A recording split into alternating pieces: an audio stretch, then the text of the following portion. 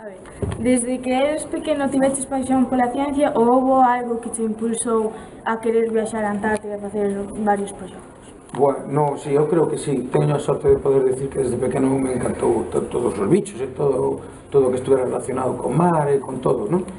Sí, o da ciencia me gustou. Igual, sí, desde que tiña igual 10 anos, ou non me acordo moi ben. Pero sí, teño esa idea. É unha fortuna, non? E cal foi a tua mellor e peor experiencia que viviches na Antártida durante o período que estuveches? A millor probablemente é de descubrir pois esas cousas pequenas que son chorradas, como por exemplo ese cheiro ás cagadas do pingüino cando descubres o xeo por primeira vez, ou unha balea con un paisaxe espectacular, ou por exemplo o tema das pulgas, non? Que os continentes. A peor experiencia pode estar relacionada casi seguramente coa seu personal.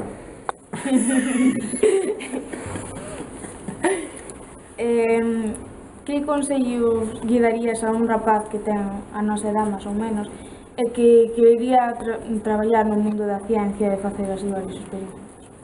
Estupendo, pois eu daríalle o consello de que lera moito, e que probablemente se puxeran máis dos seus profesores para buscar xente interesante, que hai moitísima xente interesante que divulga a ciencia e é capaz de transmitir moito dos principios que nos moven a nos, que nos move a ter interés polas cousas aos científicos que temos a sorte de traballar nisso. Ti a que fuches especialmente a investigar a Antártida? Durante canto período? Eu estuve como sobre un mes ali, máis ou menos. Tuvemos que salir un pouco antes por un temporal, pero entre o viaxe e tal e cual, foron un par de meses. E me chamaron especificamente porque eu en terra son especialista en os procesos asociados á descomposición das plantas e máis a traballos con herbivoría en árboles. Sei de química das plantas e todo eso se podía aplicar á química das algas tamén, e aos procesos iguales que suceden no mar. Ahora sí.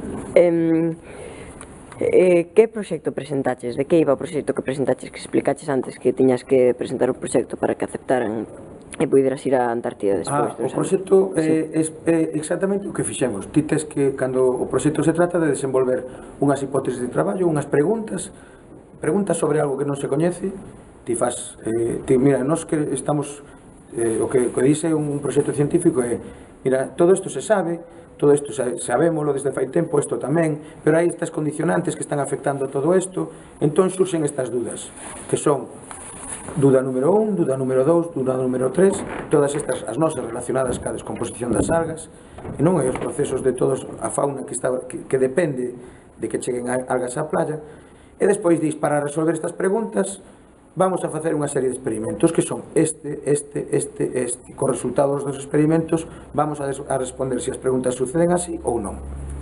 Eso é como se plantexan os proxectos de investigación. Despois os evalúan un panel de científicos internacionais que non teñen relación contigo